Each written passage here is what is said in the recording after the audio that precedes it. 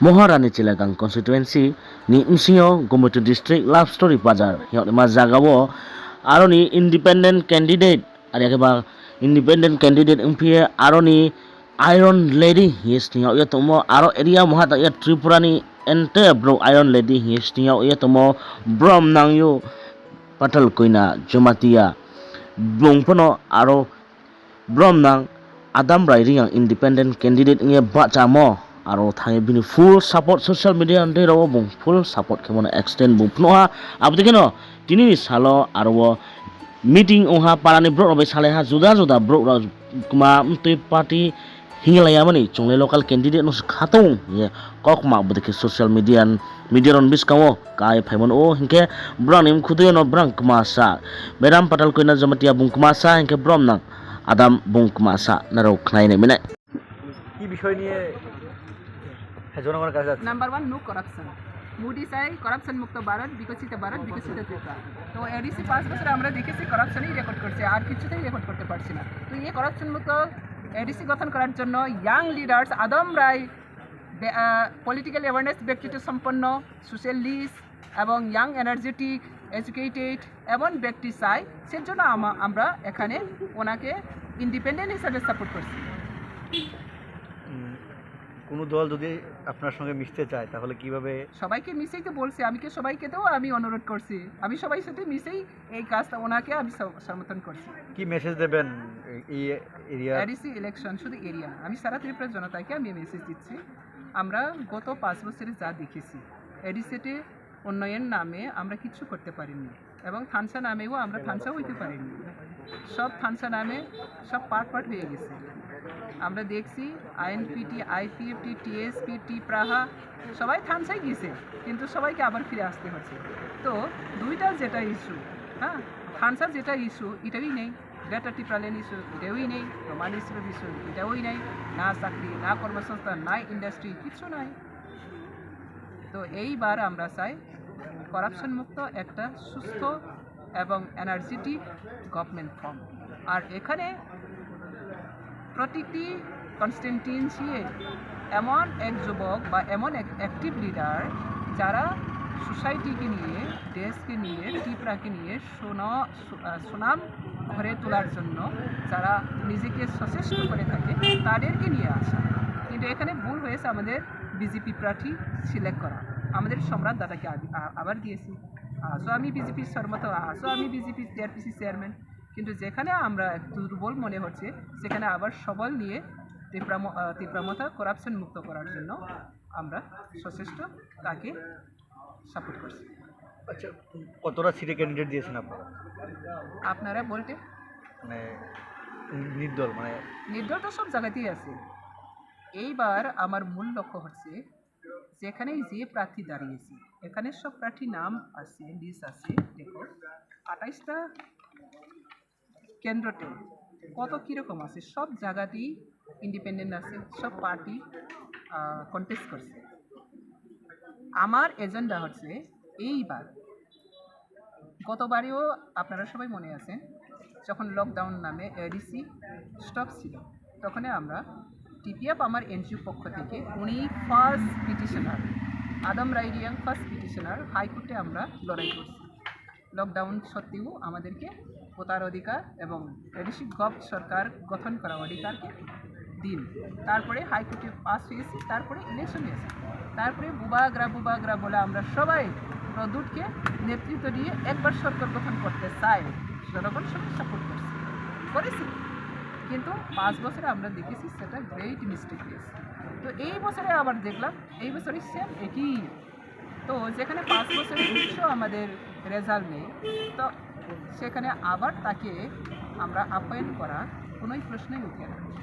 এবং আমাদের যেখানে আমাদের বলতে পারি ক্যান্ডিডেট ভালো ব্যক্তি, কমিটেড ব্যক্তি, অনেস্ট ব্যক্তি এবং দেশ এবং জাতির জন্য যে ব্যক্তি নিজেকে স্যাক্রিফাইস করে আসছে এবং করবে তাদেরকে আমি সাপোর্ট করব। Thank you. অ্যাকচুয়ালি প্রথমে ধন্যবাদ যারা আজকে কাভারেজ করেছেন, আজকে এখানে এসেছেন, বিশেষ করে কুপো 24 আর জুইনিং প্রো আপনাদের ধন্যবাদ জানাই, বিশেষ করে আপনারা এই প্রোগ্রামটা কাভারেজ করার জন্য। তো উদ্দেশ্যটা বিশেষ করে আমাদের এই 21 নং মহারানী এলাকা এই কেন্দ্রে আমরা গত 5 বছরে দেখেছি এখানে কোনো উন্নয়ন দেখা যায় না, উন্নয়নের কাজ দেখা যায় না। আর এখানে এই রুলিং বছর এখানে আমরা করাপশনই দেখি, যেটা আপনাদের মাধ্যমে আমরা দেখি, আমরা জানতে পারি। সেজন্য ওই করাপশন ফ্রি গভর্নমেন্ট তৈরি করতে আমাদের মতো যুবক ওইখানে অংশগ্রহণ করা দরকার বলে মনে করে। আর বিশেষ করে যারা এনডিসি হয়ে বা হয়ে যান, তাদের ভালো একটা পজিশন পাওয়ার পরে কোনো জনগণের কাছে গিয়ে কোনো প্রবলেম সলভ করতে আমরা দেখি না একবারও। তাদের সাথে গিয়ে কথা বলা সেটা ওনারা ভুলে যান।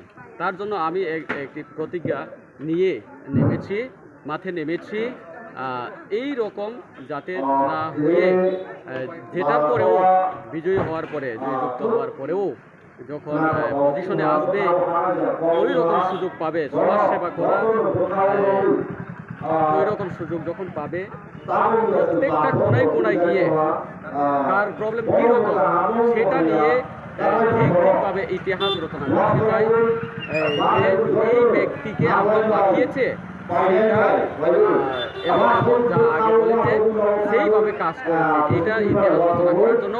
এবং যুবকরা বিশেষ করে আমাদের যেটা এই বলবো আমরা যে জনজাতির মধ্যে বিশেষ করে যুবকরা এগিয়ে আসে না রাজনীতিতে, এটা সত্য কথা, এগিয়ে আসে না। যারা পড়াশোনা জ্ঞানী ব্যক্তি ওরা এগিয়ে আসে না, বিশেষ করে যারা কোনো রকমের সিগনেচার করতে পারে এই রকম ব্যক্তিরাই রাজনীতিতে আসে। তার জন্য আমি এই প্রতিজ্ঞা নিয়েছি যে আমরা যুবকরাই এই রাজনীতিতেও ইনভলভ হয়ে সচেতন হয়ে আমরা কাজ করা দরকার আছে।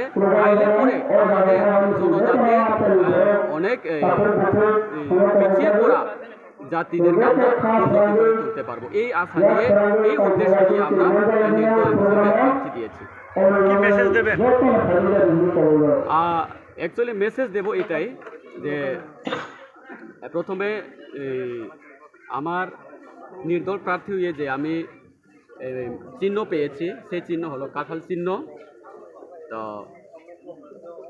সবার মুখে আমরা শুনতে থাকি, এখনও সবসময় শুনতে থাকি লিডার আমরা দিয়ে দিই, পাঠিয়ে দিই, জিতিয়ে দিই, তারপরেও আমাদের সমস্যা কেউ সমাধান করতে চায় না, তাদের আনন্দ উল্লাস করারই তাদের উদ্দেশ্য হয়ে যায়। এই কথাগুলি আমরা শুনি। তো যারা এইভাবে ভাবছেন আপনারা যদি আশীর্বাদ করেন, তো এই রকম করাপশন ফ্রি বা আপনি এই রকম কি বলবো একটা এনার্জেটিক লিডারকে যদি পাঠাতে চান, পাঠিয়ে যদি যুবকদের যদি সুযোগ দিতে চান, তাহলে আপনারা সুন্দরভাবে আপনি যেইখানেই থাকুক, আপনারা যে পার্টিই করুক, আপনাদের ইচ্ছা মতে আপনারা করেন। আমি এখানে কারোকে বাধা দেওয়ার আমার কোনো ক্ষমতাও নেই। গণতান্ত্রিক অধিকার সবারই আছে, যার যার পছন্দ মতো করবে। কিন্তু মনের ভিতরে এইভাবে চিন্তা করতে হবে কাকে পাঠিয়ে দিলে কাউন্সিল ভবনে গিয়ে নিজের এলাকার কাজ করতে পারবে, উন্নয়নের কাজ করতে পারবে, সেটা কাকেই পাঠালেই হয়, সেটা আপনারা চিন্তা করে ভেবে ভোট দেবেন। এই হলো আমার জনগণের কাছে মেসেজ।